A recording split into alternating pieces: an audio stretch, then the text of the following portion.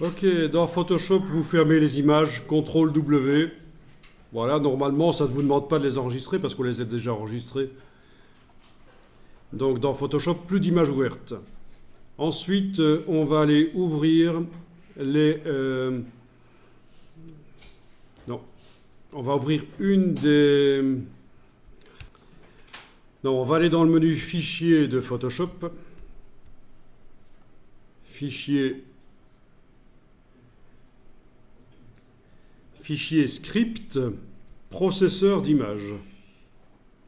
Fichier script, processeur d'image dans Photoshop. Et là, vous avez le processeur d'image, quelle surprise. C'est-à-dire que son but à cette chose ici, c'est de transformer des images en JPEG, en PSD et en TIFF. Mais évidemment, nos images sont déjà JPEG, donc on ne va pas les transformer en JPEG. Nous, ce qui nous intéresse, c'est enregistrer sous PSD.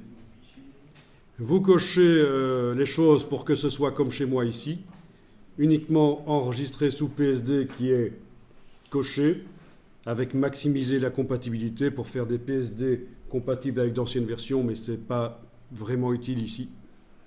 Vous ne cochez certainement pas la case redimensionnée, ça c'est quand on fait du web et qu'on veut que les images soient dimensionnées à une certaine dimension. C'est un cadre en fait. Hein. C'est un cadre conteneur. Si vous avez une image carrée, ça ne va pas la transformer en 600 sur 400. Ça va la transformer en 400 sur 400. C'est ça le principe. Mais on n'utilise pas ça ici, vous ne cochez pas ça. Alors regardez comme ils sont gentils chez Adobe, ils vous ont mis des petits dossiers pour vous indiquer. C'est les images qui rentrent dans le système. Il faut sélectionner un dossier de départ. Donc allez-y, cliquez sur sélectionner un dossier et vous sélectionnez votre dossier image. Ouvrir. Voilà, donc le dossier image est sélectionné. Si vous aviez des sous-dossiers à l'intérieur, il faudrait cocher ça. Par exemple, si dans mon dossier image, j'avais fait un dossier oiseau, un dossier mammifère, un dossier brôle, un dossier ornithorynque avec un ornithorynque tout seul dans le dossier.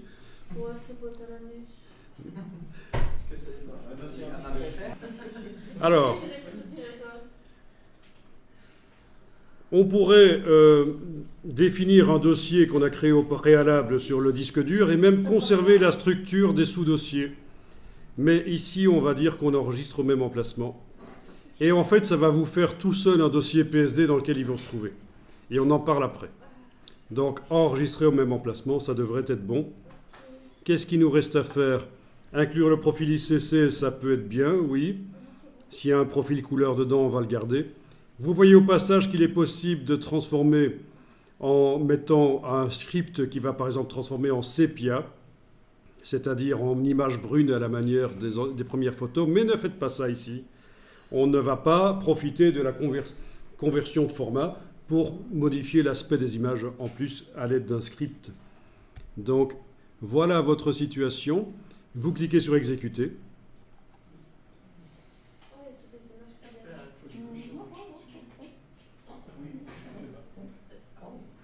Et voilà, c'est fait. Et alors, je vais dans le dossier sur le disque dur et je trouve dans le dossier PSD du dossier images, c'est un nouveau dossier qui a été créé, je trouve les images en version PSD.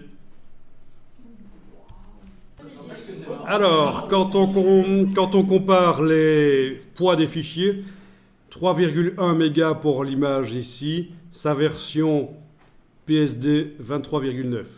Ici,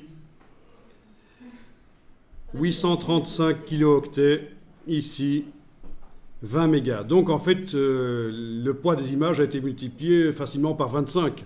C'est normal. Il ne s'agit plus de versions compressées des images. C'est des versions où, oui, même si au départ on a démarré de versions avec de la compression, maintenant c'est décompressé. D'accord ? Donc vous avez des KO. Vous ne savez pas ce que c'est les KO?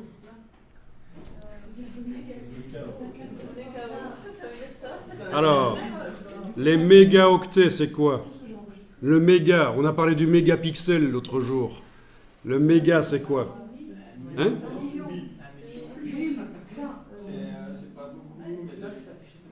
C'est 1 million d'octets. Et un K, vous savez ce que c'est un K? Hein? Ben, c'est 1 kilo exactement. 1 kilo-octet, c'est 1000 octets. C'est pour ça d'ailleurs que sur le net, en abréviation, on dit 1K, 1000K. Exactement. Sur le web, quand on parle d'argent, on vous dit, voilà, 300K dollars, ça veut dire 300 000 dollars. Voilà. Et vous avez 300 M dollars, 300 millions de dollars. Et 300 B dollars, c'est 300 milliards de dollars. D'accord? Les billions, les milliards. Bon, ben c'est comme ça. Ben, sauf qu'en informatique, on passe du M au T, en fait. Hein, le Tera. Bon.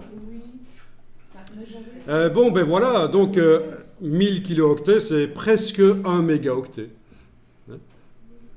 Voilà, c'est 835 000 octets, c'est presque 1 million d'octets. 1 mégaoctet. Ben oui, donc, oui, ça c'est les bases de l'informatique que vous devez connaître.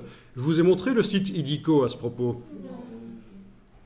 Évidemment, si on ajoute des calques et des objets dynamiques et plein de pixels, ben oui, ça va alourdir le fichier PSD.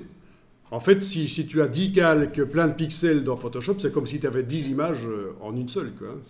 C'est un peu ça.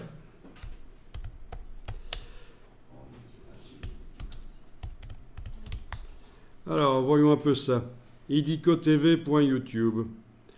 Donc, ça, c'est la chaîne IDICO TV, qui est la chaîne du collège La Salle, je pense, au Québec, et qui est reconnue comme étant vraiment une source intéressante. Bon, il ne donne pas le détail ici.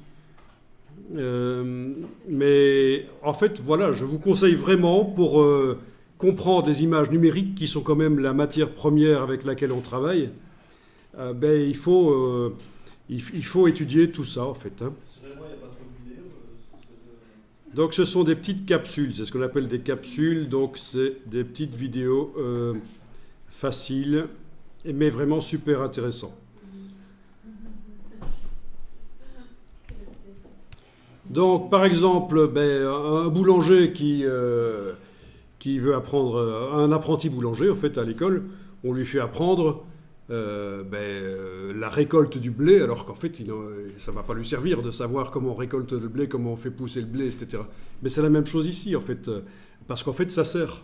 C'est pour faire le choix, des bons choix par la suite, pour comprendre ce qui se passe, ça sert de comprendre la matière première à fond, les pixels. Les pixels avec lesquels on travaille, il faut absolument comprendre ce qu'est le poids du pixel, la profondeur de pixel, etc. Enfin, je vous laisse découvrir tout ça. Vous avez l'astuce. Moi-même, j'ai démarré au niveau où vous êtes. Hein, ça, il faut le savoir. Vous êtes à un certain niveau de connaissance actuellement. J'étais à ce niveau-là à un certain moment de mon évolution. Oui. Donc, c'est tout à fait normal. On démarre de zéro et puis on apprend. Et donc, moi, j'ai appris avec d'autres documents, bien sûr, c'était avant le web, des documents qui m'ont appris les bases numériques et ça m'a beaucoup servi, en fait. Donc, je ne peux que vous conseiller d'étudier la matière première que vous manipulez, les images. Alors, je continue ici. Ok.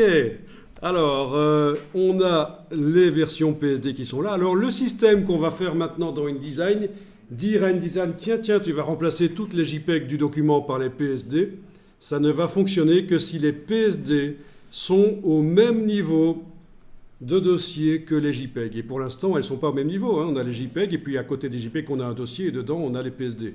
Il faudrait que les PSD soient à côté des JPEG, donc il faut les déplacer.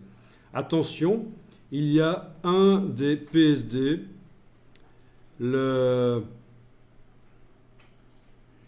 Tiens, il est même en deux. Oui, forcément, il est en deux versions ici. Dans mon cas, vous avez aussi fait précédemment une version PSD, on avait testé. Hein, la tourterelle, là, avec les calques de réglage. Bon. Mais en fait, il faut jeter dans le dossier PSD, il faut jeter ce qui concerne cette image-là. Ben oui, je ne voudrais pas que mon PSD avec mes réglages qui sont là soit remplacé. Donc vous jetez du dossier PSD l'image ou les images, à mon avis il doit y avoir deux, qui portent ce nom-là. Je ne sais pas si vous suivez la logique, mais c'est juste un détail en fait. Hein. C'est parce que j'ai quand même fait un boulot avec des cales de réglage ici. Ben oui, parce que le processeur d'image de Photoshop a ouvert toutes les JPEG, les a transformées en PSD, mais il est un peu débile. Il a aussi ouvert le PSD pour le transformer en PSD. C'est ça en fait qu'on a retrouvé là-dedans.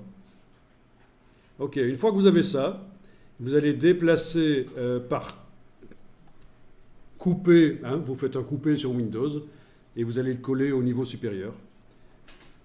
Donc ici sur le Mac, je n'ai pas la fonction couper, donc je vais déplacer comme ça. Et voilà, le dossier PSD est vide. Il n'y a plus rien dedans. Je peux même le jeter.